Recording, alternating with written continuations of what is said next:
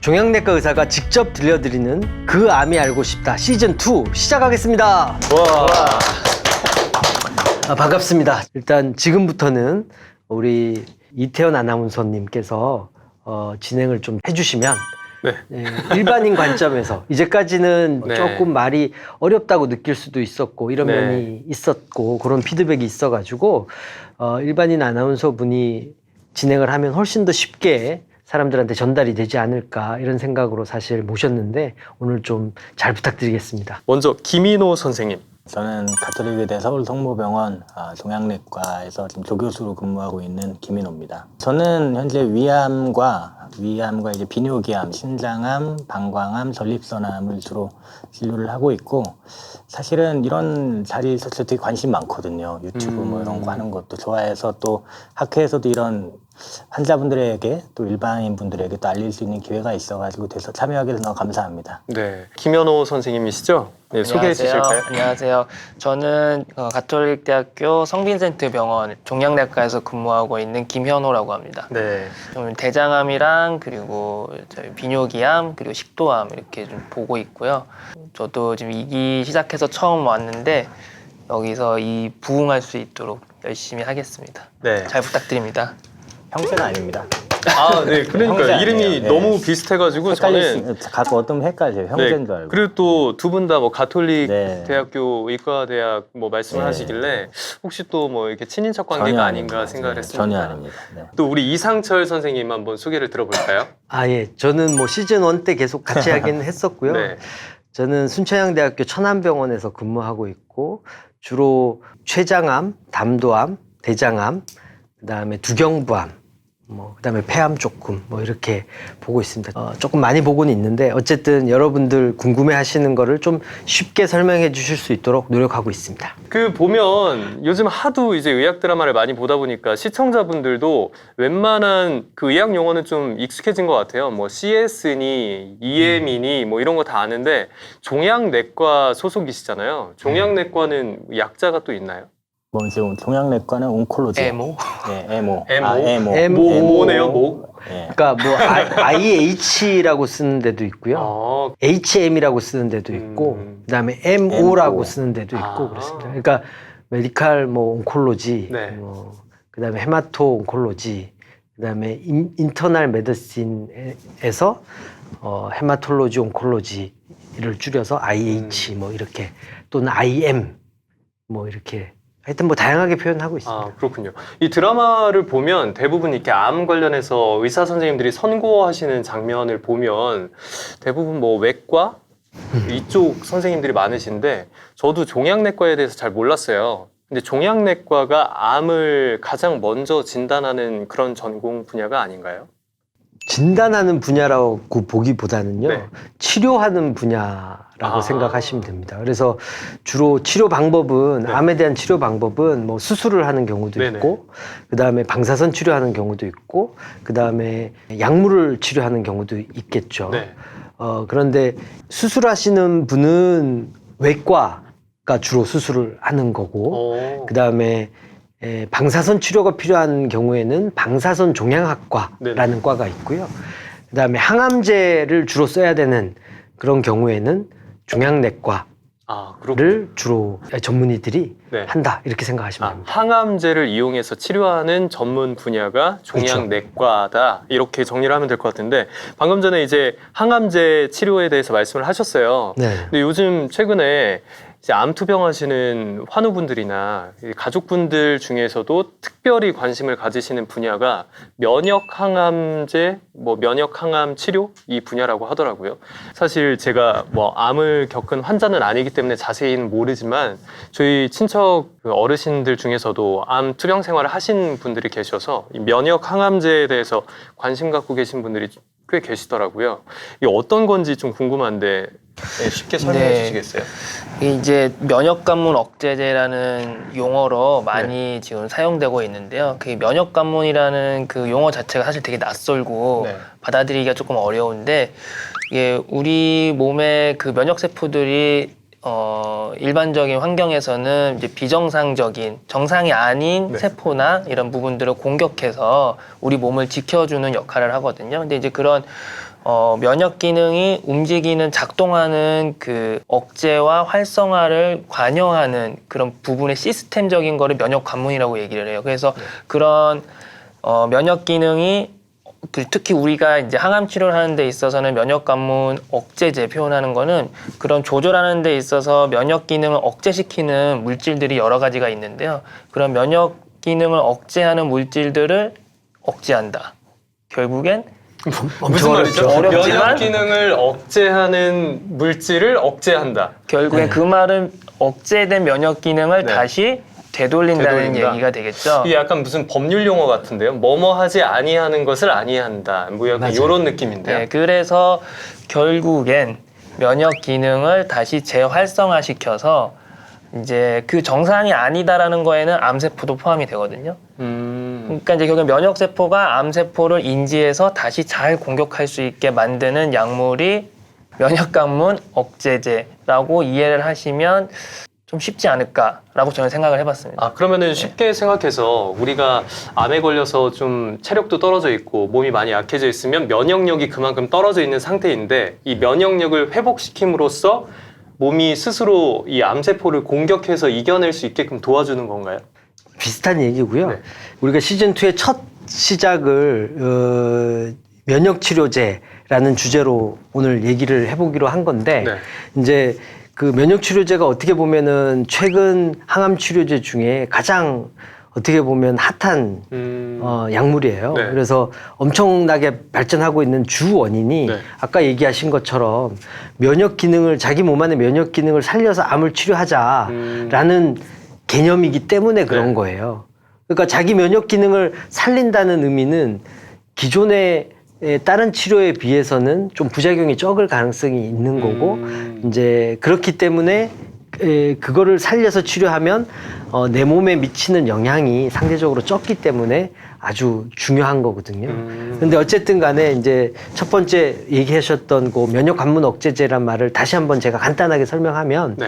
모든 사람은 자기 면역 기능이라는 게 살아 있어요. 네. 살아 있는데 암도 생기면 대부분 초기에는 자기 면역 기능이 살아서 걔네들을 없애줘요. 없애주는데 그것이 그 암이 자기 면역 기능을 이기면 그러니까 그런 것을 우리가 뭐 면역 관용이라고 얘기하는데 네. 어쨌든 그게 그 자기 몸 안에 면역 억제 기능을 이겨내면 암이 네. 그러면 그 암은 계속 커지는 거예요. 그런데 이 이겨내는 과정이 네. 면역 관문이라는 것이 면역 기능을 못하게 하는 막아주는 역할을 하고 있었는데 네네. 면역 관문 억제제라는 것은 그걸 못하게 막는 그런 약제가 있다는 거예요. 그러면 원래 자기 살아있는 면역 기능을 끝까지 계속 살려준다는 의미죠. 그래서 그 면역력이 그렇죠. 암을 공격할 수 있게끔. 그렇죠. 그러니까 일반적인 암도 대부분 면역 억제 기능이 살아 있는데 네. 보통 암이 면역을 이기게 되면 면역 관문을 통해서 면역이 못하게 작동을 못하게 하는 그런 시스템을 몸 안에 갖고 있거든요. 그래서 그것을 막아주는 과정, 그것을 면역 관문 억제제다라는 거 이해하시면 돼요. 그러면은 보통 우리가 그냥 일반적인 사람들이 이야기를 할 때 젊었을 때 암이 생기면 오히려 암이 더 빨리 퍼진다고 하잖아요. 빠른 속도로.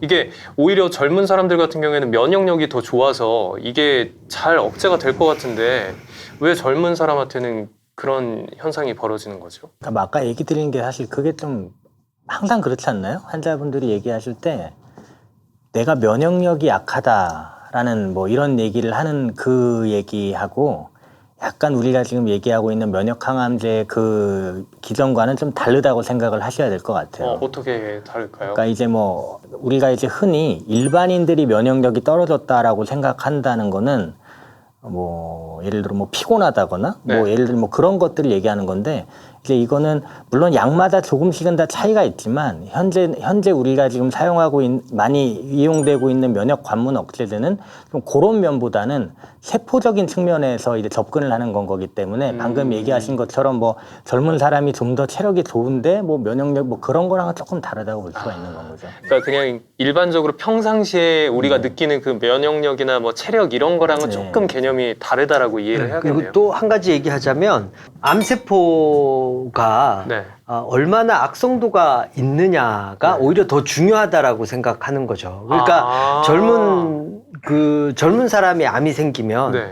훨씬 더 암세포가 생긴 원래 기저의 그 세포 자체가 활성도가 높고 성장 속도도 빠르고 그런 특성을 원래 갖고 있었던 거예요. 아, 젊었을 때 생긴 그렇죠. 암이 더 독한 암일 확률이 그러니까 높은 그 건가요? 세포의 원래 특성을 반영하게 되어 있거든요. 네네. 암은.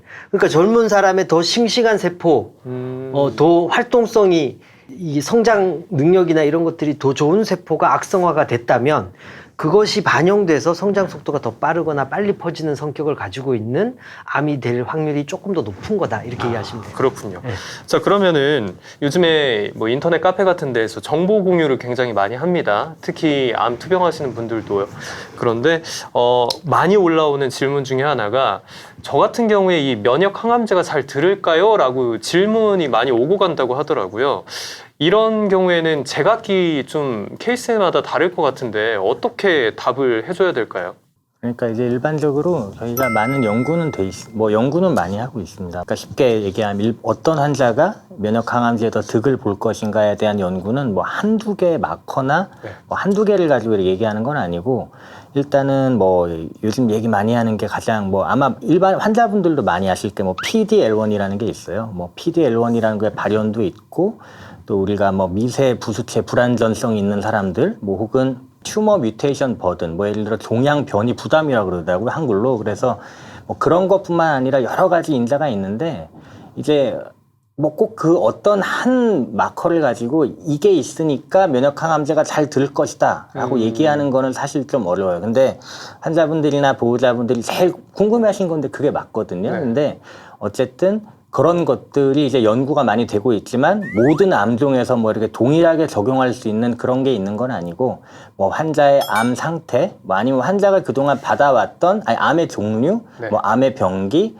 그 전에 뭐 받았던 뭐 암의 어떤 뭐 치료를 받았는가 뭐 여러 가지를 다 하고 그런 것들을 종합해서 이렇게 판단을 해야 됩니다. 아, 그러면 김인호 선생님 같은 경우에도 만약에 지금 좀 케어하시는 환자분들 중에서 저는 진짜 꼭 면역 항암 치료를 하고 싶은데요 라고 했을 때 내가 볼 때는 이걸 권해드리지 않는 게 맞는데 라고 생각하시는 그런 케이스도 좀 있나요? 있죠. 예, 있고 뭐 정확한 걸 여기서 말씀을 드리기는 좀 어렵지만 어떤 상태라는 걸 갖다가 사실 얘기하신 대로 너무 하고 싶어 하시는 분들이 있으시잖아요. 무지하게 있는데 저희가 딱 봤을 때 이건 정말 아니다라는 몇 가지 뭐 연구 결과들을 종합을 했을 때 그럴 때는 고민이 많이 됩니다. 그러니까 담당 주치의랑 네. 상의를 네. 하는 게 정답인데요. 네.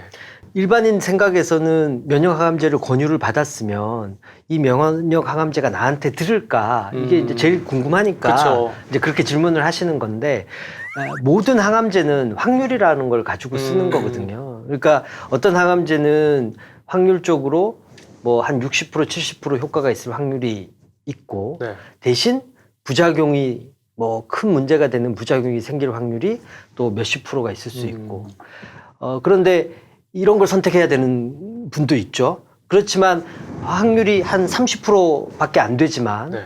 부작용이 생길 확률이 10% 미만인 약제를 선택해야 되는 환자분이 또 있을 수 있잖아요. 그러니까 예를 들면은 네. 나이가 80 정도 되신 분이 폐암에 대해서 훨씬 더 잘 듣는 확률적으로 더 잘 듣는 항암제가 있다고 하더라도 그 항암제를 치료 받으시다가 폐렴이라든가 이런 걸로 정말 고생하시거나 심지어는 돌아가시거나 이럴 수도 있단 말이에요. 네. 그러니까 그런 선택의 기준은 일률적일 수 없다는 거죠. 그래서 어떤 질환이냐, 그다음에 환자분이 갖고 있는 질병이나 나이나 상태가 어떠시냐, 그리고 지금 이 질환과 환자분 컨디션을 생각했을 때 면역 항암제가 갖고 있는 확률은 어느 정도이냐, 생기는 부작용은 어느 정도이냐, 아니면은 그 이외에 뭐 표적 치료제라든가 이런 것들이 확률이 더 좋으냐, 뭐 이런 것들을 다 고려해서 선택을 하는 거고 본인한테 들을 거냐 안 들을 거냐는 답하기 어렵지만 네. 이 정도의 확률을 갖고 있다라는 답은 아마 담당 주치의 선생님과 혈액종양내과 선생님과 네. 상의를 하시면 아마 들을 수 있을 거다 이렇게 생각이 듭니다. 이 환자분들이 찾아오셔가지고 뭐 이렇게 해주세요 저렇게 해주세요 저는 이거 꼭 하고 싶어요라고 하면 좀 난처한 경우도 많을 것 같아요. 아무래도 암이라는 질병이 생사랑 직접적으로 관련이 있고 또 최근에 우리 뭐 한 1년 사이에 뭐 암과 관련해서 펜벤다졸을 먹으니까 뭐 바로 나았다 뭐 이런 얘기가 있으니까 사람들이 다 구충제 찾으러 다니고 이런 현상도 있었잖아요. 면역 항암제도 누군가가 면역 항암제 효과가 엄청 좋아요. 저 이거 하고 진짜 깨끗이 나았어요라는 이야기가 한번 돌면 이걸 그냥 무조건 맹신하는 분들도 있을 거란 말이죠. 이럴 때 일선 현장에서 좀 애로사항 같은 게 있으실 것 같아요.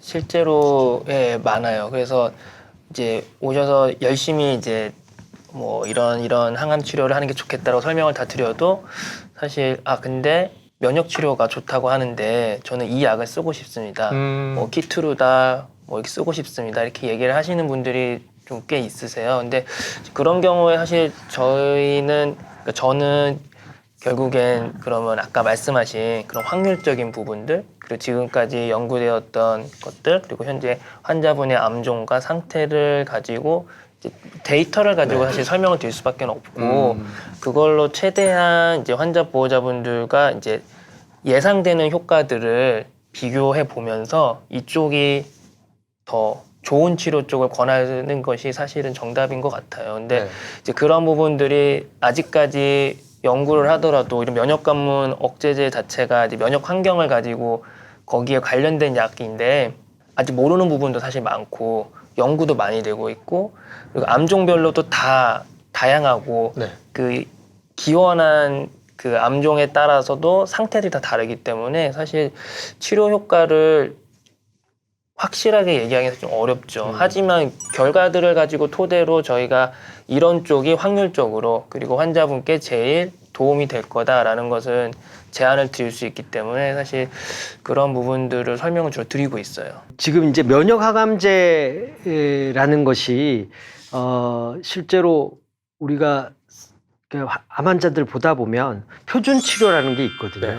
그러니까 표준 치료라고 하는 것은 보통 항암제 효과가 여러 가지 연구를 통해서 증명돼 있는 경우를 말해요. 그래서 어떤 1차 약제를 쓰고 A라는 약제를 쓰고 또는 B라는 약제를 쓰고 또는 C라는 약제를 쓰고 이렇게 하다가 보면 쓸 수 있는 약이 없어지는 그래서 이제 더 이상 항암 치료를 하시는 게 도움될 확률은 별로 없고 약제 부작용은 나타나니까 고생만 할 확률이 높다. 그리고 비용도 들고 그래서 결과적으로 치료하지 않고 지켜보는 게 좋겠다. 이렇게 얘기하는 시점이 있을 수 있는데 그럴 때 되면은 이제 이런 면역 항암제라든가 이런 거 아무리 돈이 많이 들어도 좋으니 해달라 이러시는 분들이 있어요. 그러면 이제 확률이 있으면 그렇게 하면 되는데 아예 또 확률이 너무 낮은 경우도 있거든요. 비용은 수백만 원씩 드는데. 그렇게 비용이 많이 드나요? 그렇죠.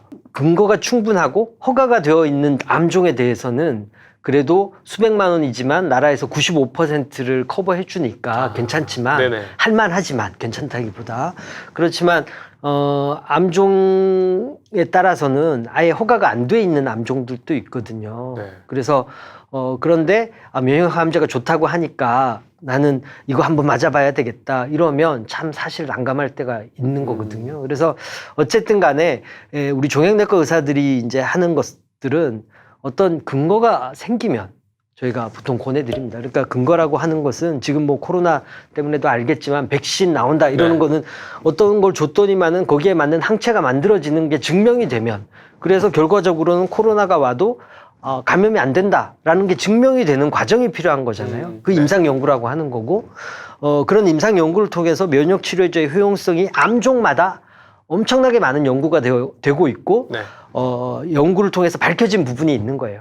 지금 현재 밝혀진 부분에 대해서 우리가 공부하고 있는 거고 앞으로 밝혀진 부분들이 있긴 하지만 모르는 부분 혹시 또는 이미 효과가 없는 것으로 밝혀진 부분 이런 경우에서는 권하는 게 저희 입장에서는 윤리적으로 바람직하지 않은 거죠. 그래서 어쨌든 그런 자료를 근거로 해서 저희가 보통 권하고 있다 이렇게 생각을 하시면 됩니다. 결국에는 이제 환자분들의 컨디션을 다 따져보고 고려를 해보신 다음에 이제 담당하시는 의사 선생님들이 권할지 말지 결정을 하신다는 말씀이신 거니까. 그렇죠. 그리고 이제 면역 항암제 장점을 저희가 의사들 입장에서 꼽자면 상대적으로 우리가 보통 항암제라고 얘기하는 게 머리 빠지고 토하고 못 먹게 되고 뭐 이런 항암제들을 얘기하거든요. 그래서 항암 치료 시작한다고 하면 너무 무섭잖아요. 지금 이 연세에 이걸 해야 되느냐 하는 게 도움이 되느냐 이런 질문 정말 많이 하시거든요. 그런데 그런 항암제를 이제 보통 우리가 세포 독성 항암제라고 네. 해요. 세포를 죽여서 암을 치료하겠다라는 관점이죠. 네. 근데 면역세포, 자기 몸 안에 있는 면역세포의 기능을 살려가지고 활성화시켜서 살려서 이 암세포를 공격하는 게 관문이 막혀가지고 공격 못하던 것을 계속 공격할 수 있도록 만들어주서 암을 치료하겠다라는 관점이 면역관문 억제제거든요. 이 말씀을 들으니까 이게 뭔가 이미지가 이렇게 떠오르네요. 이 관문이 이렇게 벽이 세워져 있으면 이 벽을 허물어뜨린다라는 그렇죠. 그 좋은 느낌이 표현이에요. 좀 드네요. 네. 원래 공격을 계속 하다가 자기 몸 안에 관문이 생겨서 공격을 못하게 하는 관문이 다 있어요. 자기 몸 안에. 그런데 그것을 다시 공격할 수 있도록 열어주는 역할을 하는 게 관문 억제제인데 네. 그러니까 상대적으로 세포독성 항암제보다는 부작용이 적은 거예요. 그래서 효과가 있을 사람이 증명돼 있는 경우라면 네. 이 약을 쓰면 상대적으로 적은 부작용에 효과를 볼 수 있는 장점이 있기 때문에 네. 오래 쓸 수 있고 오랫동안 써도 부작용이 계속 적으니까 오래 쓸 수 있고 그 다음에 나이가 많으시거나 동반 질환이 많아서 치료하기가 어려운 분들 있잖아요. 그런 암 치료가 암이 걸렸다고 해도 치료하시는 것보다 연세 생각하면 좀 시간을 잘 보내시는 게 더 좋겠다 이렇게 네. 설명하던 시대가 많았고 현재도 그런 분들이 있는데 이 약의 대상이 되시는 분들이라면 이 약은 연세가 좀 많아도 시도해 볼 수 있다. 가능하군요. 그런 장점이 있기 때문에 현재 아주 곽강을 받고 있는 거고 기존 표준 치료제에 실패하는 네. 사람들 중에서도 또 효과가 있는 분들이 있기 때문에 되게 각광을 받고 있는 거거든요. 그래서 이 면역 치료제에 대해서는 앞으로도 또 무궁무진하게 발전 가능성이 있어서 네. 앞으로 계속 관심 있게 봐야 되는 그런 약이다 이렇게 생각을 하시면 네. 됩니다. 김윤호 선생님도 동의하시나요? 앞으로 뭐 면역 항암제가 좀 더 많이 개발이 되고 발전될 거라고 보세요? 아무래도 향후에 현재의 그 과정을 보면은 앞으로 많은 임상시험이 현재 면역 관문 억제제를 기반으로 한 임상 연구가 좀 많이 되고 있어요. 네. 그렇기 때문에 아까 얘기 드린 거랑 비슷한 얘기인데 결국 향후에 뭔가 방향이 바뀌려면 임상 연구나 그런 것들에 대한 결과가 뒷받침이 돼야 되는데 현재 되고 있는 연구들이 그런 것들이 많기 때문에 아마도 당분간은 면역 관문 억제제에 대한 관심이 좀 많이 있을 것 같습니다. 예. 김현우 선생님도 동의하시나요? 네. 요즘 뭐 여러 암종에서 하고 있는 연구들뿐만 아니라 일선에서도 많이 들어와 있는 이제 치료법들이 면역 항암제뿐만 아니라 면역 항암제와 다른 이전에 사용하던 항암제나 뭐 표적 치료제를 병용해서 사용하는 것들도 들어와 있기 때문에 뭐 물론 그게 보험 이런 제도권 안에 들어온 건 아니더라도 이제 실제로 연구를 포함해서 많이 들어온 것 같아요. 그래서 앞으로도 사실 이 부분이 제일 각광을 받을 거라고 생각을 할 수 있죠.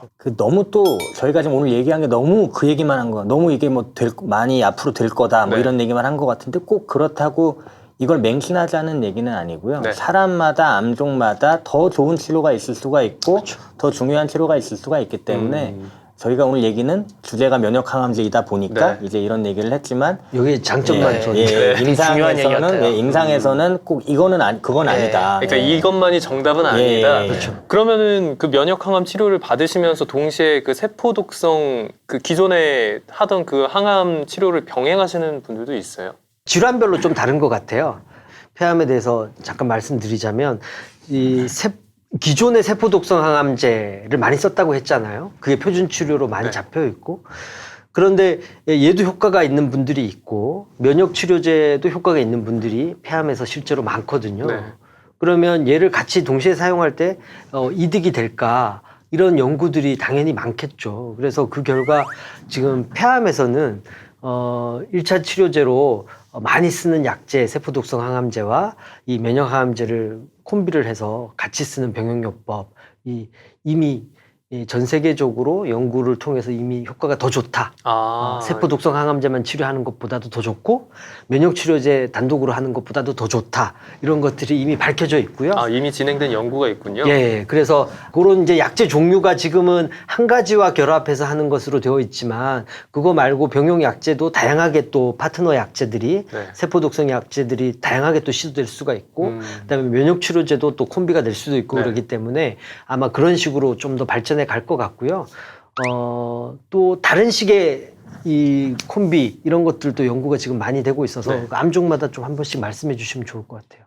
예를 들면은 방금 잠깐 얘기하신 것처럼 그동안에는 여러 면역항암제를 기준으로 말씀을 드리면 면역항암제 한 개를 가지고 효과를 보고자 했던 연구들이 거의 대부분이었고 이제 최근 들어서는 그러니까 이게 효과가 있으니 다른 것과 그러면 같이 해보자. 그러면 더 좋은 결과가 나오지 않겠느냐가 이제 요즘의 현재 트렌드인 것 같아요. 그래서 방금 얘기하신 대로 면역항암제와 세포독성항암제를 같이 하는 경우도 효과가 좋은 암종들이 몇 개 있고 예를 들어서 제가 많이 보는 뭐 신장암, 신세포암을 예로 들면 최근에 이제 굉장히 좋은 데이터들이 많이 나왔죠. 뭐 면역항암제와 표적항암제를 함께 했더니 그 기존에 쓰던 표준 치료였던 그냥 표적항암제와 비교를 했더니 훨씬 더 나은 결과를 보여줬거든요. 그렇기 때문에 그런 거를 고려하면 앞으로 이런 병역요법이 굉장히 중요할 텐데 이제 문제는 그래서 지금 보면